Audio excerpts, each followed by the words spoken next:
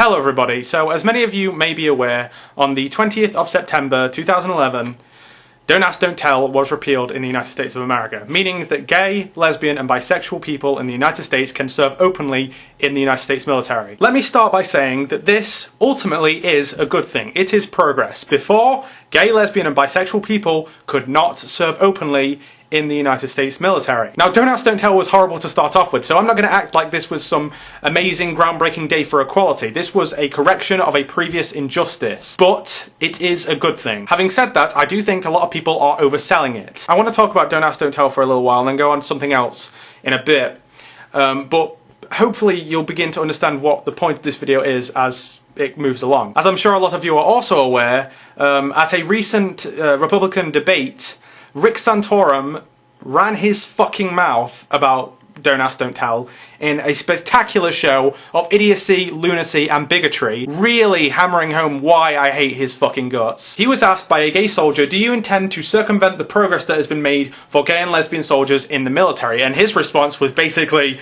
yes. He said, and I quote, any type of sexual activity has absolutely no place in the military. To which a bunch of people started whooping and hollering after they booed the gay guy that's in the military protecting them, as they would probably say. And they fucking booed him. And then went on to applaud this complete and utter straw man of the issue by Rick Santorum. Let me repeat. Any type of sexual activity has absolutely no place in the military. The way he's saying it kind of makes it seem like he thinks that the people who wanted the repeal of Don't Ask, Don't Tell wanted it so that gays could join the military and then screw their way through the Middle East. Bullshit! He called the repeal of Don't Ask, Don't Tell a special privilege, and that you should keep it being sex and the discussion of sex to yourself, whether you are heterosexual or homosexual. Now, I usually try and give people the benefit of the doubt, and at the very least I might just say that someone is bigoted, not necessarily stupid. I know that that might sound a little bit redundant, but it is possible to be an arsehole without being dumb. Unfortunately, I do not extend that courtesy to Rick Santorum. Keep it to yourself. Do you really think all the straight soldiers are sitting around at the base not talking about their personal lives and their partners to their friends? Do you really think that they're hiding their wedding rings and not talking about their partners back home? And if they do talk about that, do you think that they should be kicked out? No. The people who advocated the repeal of Don't Ask, Don't Tell did not advocate it because they wanted gay people to go on one massive circuit party around Iraq and Afghanistan. They did it so that if they even mention that they are not heterosexual, or if they are outed by someone else, they won't lose their goddamn jobs. With his answer to this question, he's not displaying some kind of honourable, no-tolerance policy to sexual activity going on in the military. He's saying that gay people should not be allowed to be open with their sexuality in the same way that heterosexuals are. And I know I'm preaching to the choir here, but Rick Santorum is a fucking idiot. On top of that, if you don't know already, Don't Ask, Don't Tell isn't actually the end of the line. People are acting like it's the end of the battle over whether gay people can serve in the military with the repeal of Don't Ask, Don't Tell. The more astute among you will have realised that the repeal of Don't Ask, Don't Tell only guarantees the job safety of open, gay, lesbian and bisexuals in the US military. The repeal of Don't Ask, Don't Tell does pretty much nothing for the rights of transgendered people in the United States military. Transgender people are still considered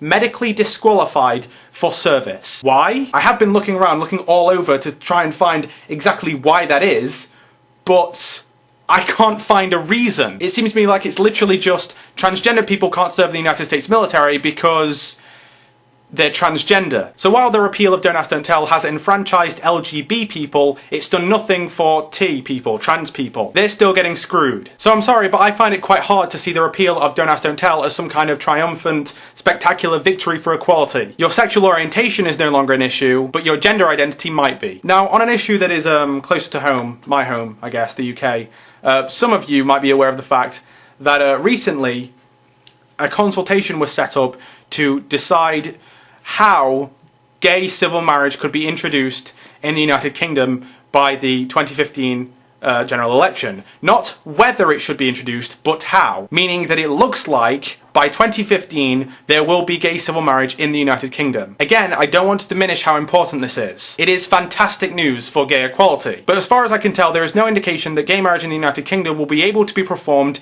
in a religious setting. If you don't know already, civil partnerships here in the United Kingdom cannot be performed in a religious setting, even if the religious group that you want to get married under want to do it. For instance, if you're a couple of gay Quakers and you want to get married in the United Kingdom, you still can't have a Quaker religious ceremony. It won't be a valid marriage, even though Quakers do want to perform gay marriage. Now, I have heard talk of a repeal of this law, but at the same time, I've been on directgov.co.uk, which is the UK government's website, and it still says that you can't get a religious civil partnership even if the religious group that you want to be married by want to. And it looks like that trend is going to continue in 2015 when gay marriage is instituted in the United Kingdom. Gay people will be allowed to get civil married, but if you happen to be a religious gay person, sucks for you. And that's what I've been feeling lately. I've been feeling like there's these massive, resounding victories for gay and lesbian and bisexual, sometimes transgender equality, which everyone is celebrating over, and rightly so to some extent, but you need to look at what's happening here. You need to look closer. Don't Ask, Don't Tell has been repealed, but transgender people can still get kicked out of the military for being transgender. It looks like gay marriage is going to be legal in the United Kingdom in the next few years. But if you're a gay couple that happens to believe that a God exists and they want God to preside over their marriage,